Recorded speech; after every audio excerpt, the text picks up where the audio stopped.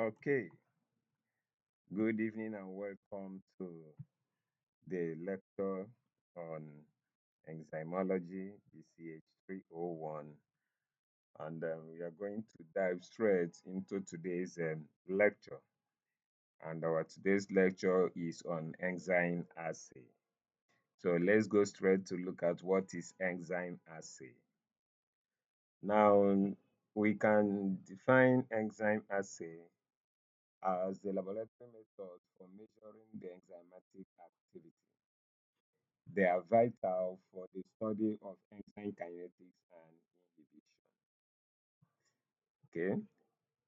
Now, the assay is the act of measuring how fast a given unknown amount of enzyme will convert substrate to product, the art of measuring their velocity. The enzyme assay measures either the disappearance of substrate over time or the product's appearance over time. So you choose what to measure. Now, an assay is required to determine the concentration of a product or substrate at a given time after starting the reaction. Now, let's equally look at measuring enzymatic activity or enzyme activity. Now, enzymes are usually present in very small quantity in biological fluids. Therefore, enzymes are not directly measured. They are commonly measured in terms of the catalytic activity. In other words, we don't measure the molecules of enzyme, but we measure how much work it performs. That's this catalytic activity. That means that the rate at which it catalyzes the conversion of substrate to product. Okay? The enzymatic activity is a reflection of its concentration. Therefore, activity is proportional to the concentration. So when there is high concentration of enzyme, we should expect a higher activity of that enzyme. So let's look at the types of enzyme assay. Enzyme assay can be split into two groups according to their sampling method. The first group is the continuous assay or the direct assay. Now, in this continuous assay, it is where the assay gives a continuous reading of activity or multiple measurements, usually of absorbance changes, are made during the reaction. In other words, in this particular assay, we are saying that the reaction continues, we continue to measure changes in absorbance, okay, as the reaction is progressing. So we now decide to be taking our absorbance reading after a specific interval. Just say after 30 minutes, 1 hour, 30 seconds, 1 hour, or sorry, 1 minute, and so on and so forth. Or continuously monitoring a, a continuous recording spectrophotometer. These assays are advantageous over fixed time methods because the linearity of the reaction may be more accurately verified. So when the reaction is continuous, you don't tamper with it, you don't stop the reaction. You can be measuring activity over time. So in other words, you will be seeing whether the activity is increasing or decreasing. Now, in the continuous assay, which we call the indirect assay, now you say the samples are taken, is where the samples are taken, the reaction is stopped, and then the concentration of substrate or product are determined. So in discontinuous, you don't allow the reaction to continue. What you do is that you stop the reaction at a given period of time and then take your absorbance. Now, the reaction proceeds for a designated time. The reaction is stopped usually by inactivating the enzyme using as a weak acid, or you can even use conc base. And a measurement is made of the amount of reaction that has occurred. So, what are the features um, of an enzyme assay? Number one, it should be simple and specific. quick. Okay. Number two, it has to be rapid. It doesn't need to take months and so on and so forth. Number three, it will be sensitive, even to very small sample, and it will be easy to use. It has also to be economical.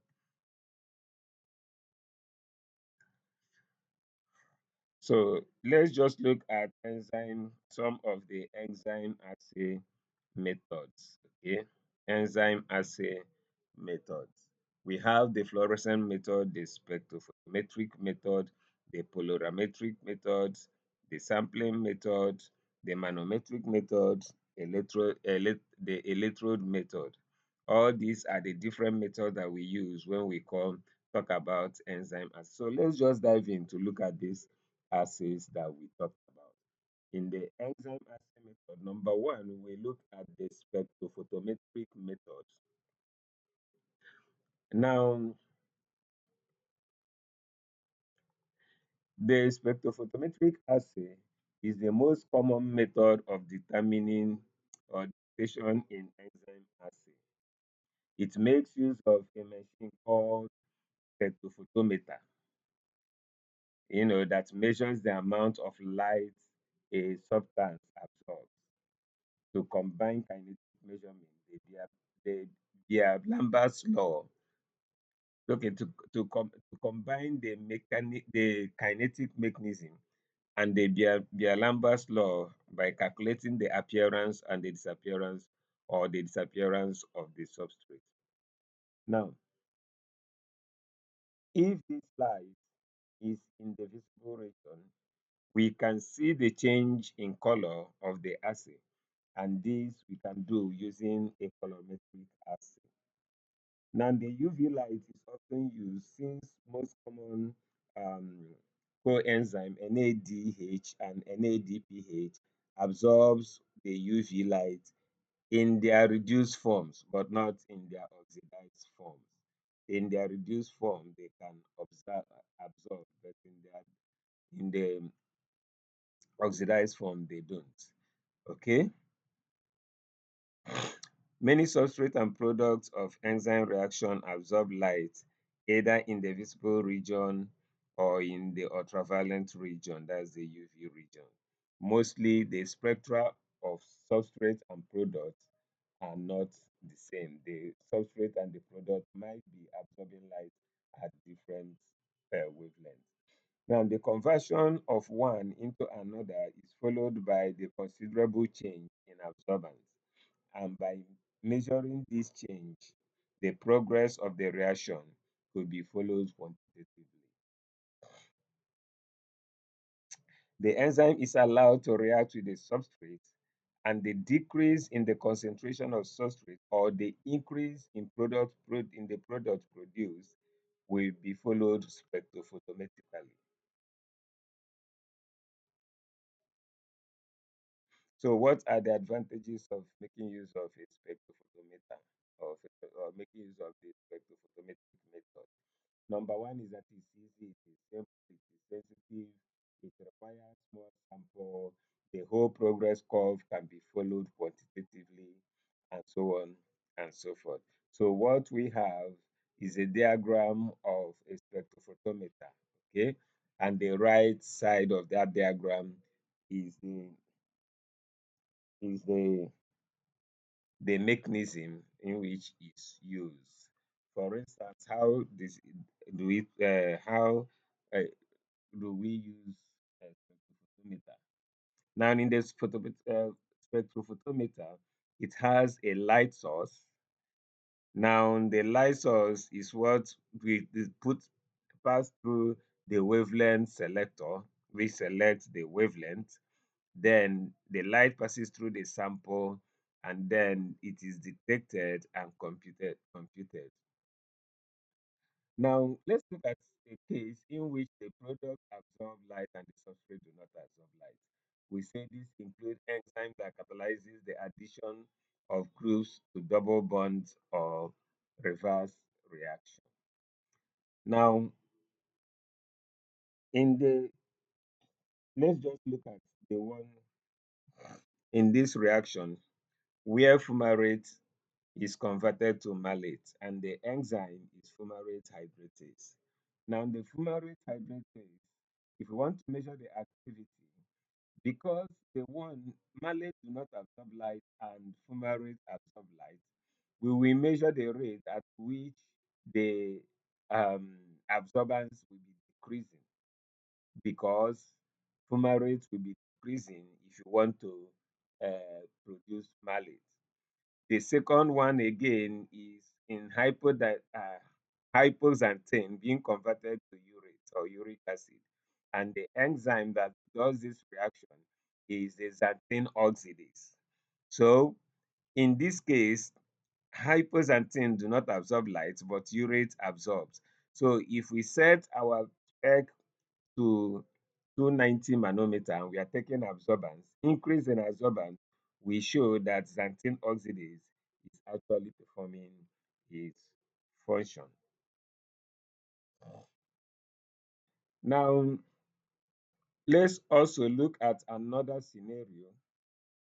Let's also look at another scenario, which is a case in which the coenzyme undergoes a change in absorption or reduction or oxidation by substrates.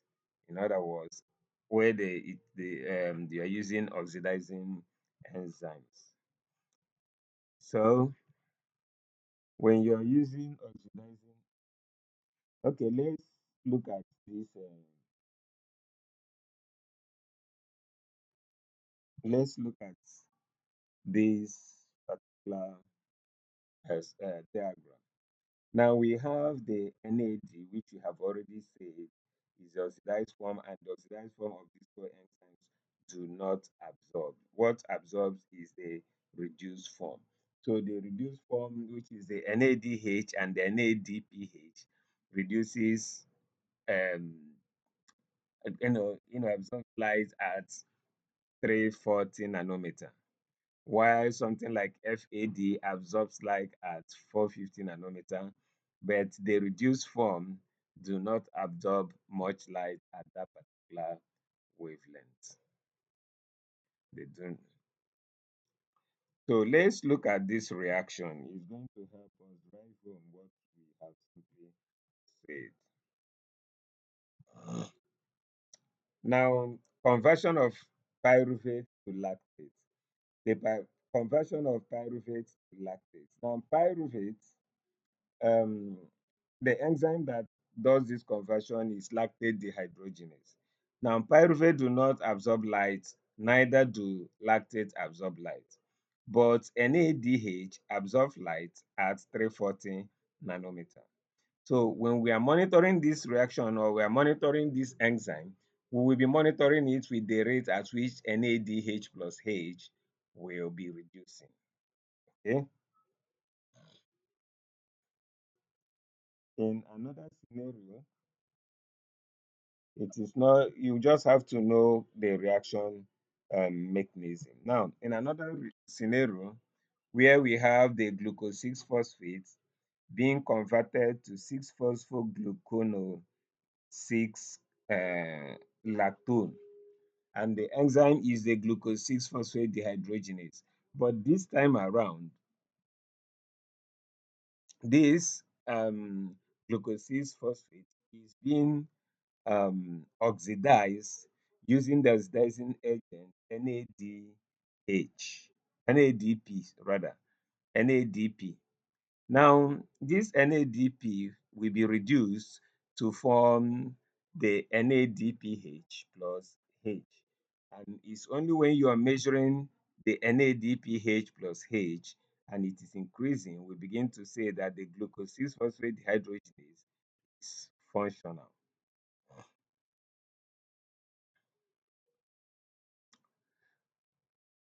Now, let's look at coupled reactions. Why do we couple a reaction? We couple a reaction when the substrate and the products do not emit light or do not absorb light. Okay. Now, in many reactions, changes in substrates or products are not observable by spectrophotometric method because they do not absorb light. Okay. Now, even even when enzyme reaction do not result in change in absorbance of light, it can still be possible to use spectrophotometric assay for the enzymes by using a coupled assay. Now, what is a coupled assay? In these reactions can be measured by coupling them to enzyme that can be dictated via spectrophotometry. Here, the product of one reaction is used as a substrate for another reaction, and these other reactions should easily be dictated, and this helps to follow the first enzymatic reaction. For instance, oh, sorry. For instance,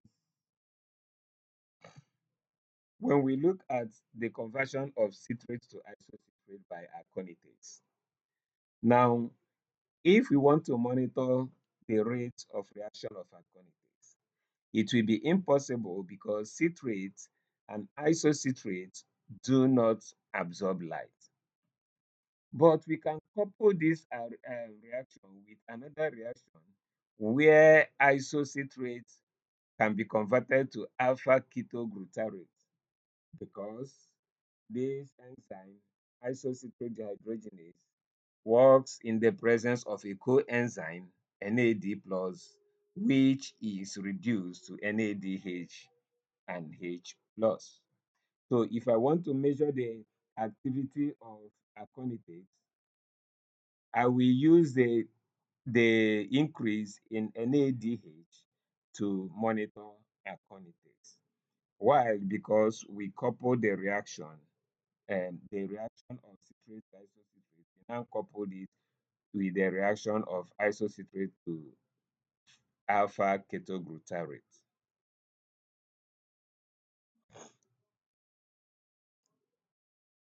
Now again, if we look at pyruvate, okay, the same issue occurs here, but this time around, we are looking at the reduction in NADH as the way to monitor the reaction.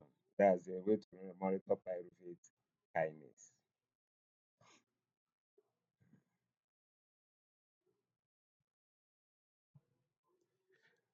Okay. Now, another method is the fluorescence method or the fluorometric method. Fluorescent method or the fluorometric method. Now, fluorescent is when a molecule emits light of one wavelength after absorbing light of a different wavelength. Okay. In using fluorometer, the fluorometric assay is use a difference in the fluorescence of substrate from product to measure the enzyme activity. Something like flavin compounds, you know, that fluorescent in the reduced form and loses the fluorescent in an oxidized state. An example of this assay is used is using the nucleotide enzyme, that's the NADH and NADPH. The reduced form are fluorescent while the oxidized form are not.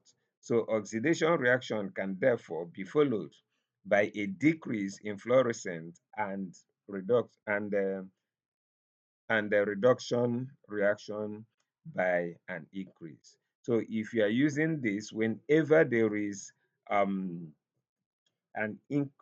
decrease in fluorescent, we will we will say that the reaction is moving forward. Now, more sensitive, this fluorometric method is more sensitive than the spectrophotometric assay, but can suffer as interference caused by impurities and the instability of many fluorescent compounds are exposed when exposed to light. Now, this method also can dictate small quantities and then they are not dangerous at all. They are not dangerous at all. Now, The next one is the calorimetric method. Now, this is the measurement of the heat released or absorbed by a chemical reaction. These assays are very general since many reactions involve some changes in heat and with the use of a microcalorimeter. Not much enzyme and substrates are required. Okay. Now, this assay can be used to measure the reaction that are impossible to assay with any other method because every reaction either absorbs heat or removes heat. Removes heat. We can always use the calorimetric method to monitor such reactions. Now you have the chemoluminescent. Now this is the emission of light by a chemical reaction. Some enzyme reaction produces light and it can be measured by dictating the product formation. That is something like in the reaction of the enzyme luciferase. Okay, it will always emit light, and the extent of light it emits can be used to measure the rate of enzyme activity. Now, this type of assay can be extremely sensitive since the light produced can be captured by a photograph film over days or weeks, but can be hard to quantify because not all light released by the reaction will be dictated.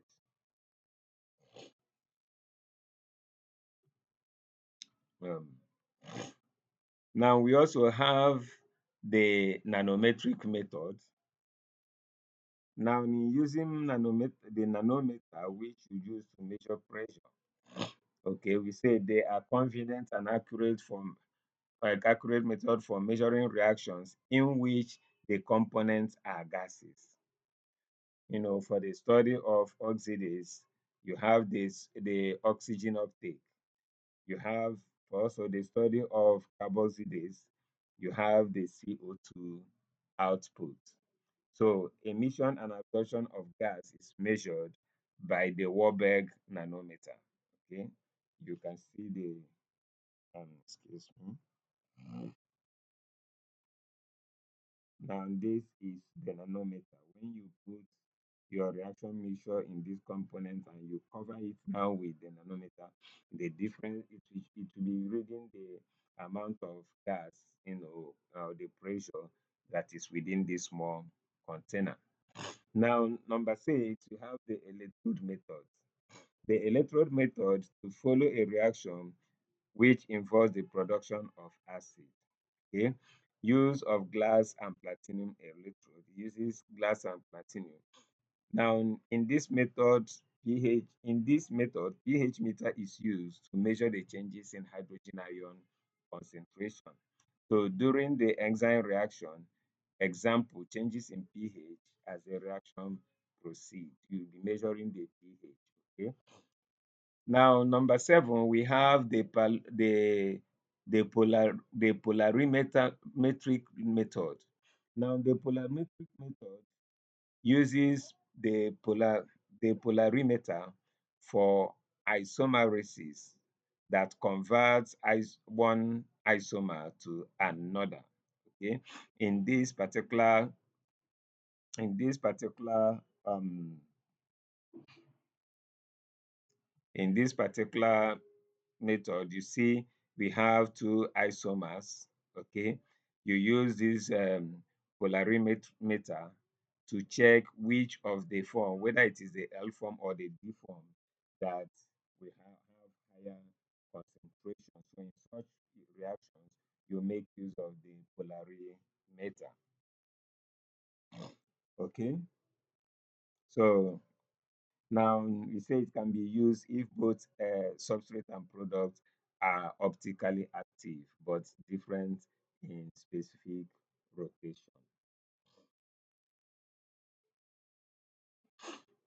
Now, then another method is the radiometric method. Now, the radiometric method measures the incorporation of radioactive radioactivity into substrate and its release from substrate. The radioactive isotope most frequently used are, are these. Example, we have the carbon 14, the phosphorus 32, the sulfur 35, and the iodine 125. Now, since radioactive isotope can allow the specific labeling of a single atom of a substrate, these assays are both extremely sensitive and specific. Now, they are frequently used in biochemistry and often the only way of measuring a specific reaction in crude extracts. That's the crude extract is a complex mixture of enzyme produced when you lyse a cell. Okay, all the enzymes that are produced when that happens is your crude enzyme. Now, radioactivity is usually measured in this procedure using scintillation counter, which measures the ionizing radiation. Very sensitive, but it is hazardous. And then the ninth one is a chromatographic method. Chromatographic assay measures the product formation by separating the reaction mixture into its components using or by chromatography. This is usually done by high performance liquid chromatography, which is called the HPLC, but can also be used in simple techniques of thin layer chromatography. Although this approach can need a lot of material, its sensitivity can be increased by labeling the substrate or product with a radioactive or a fluorescent tag. So if you label with tag, by the time you finish the separation, you can see the particular product you are looking for. So um we end here. Like I will always say, send your questions to the group chat.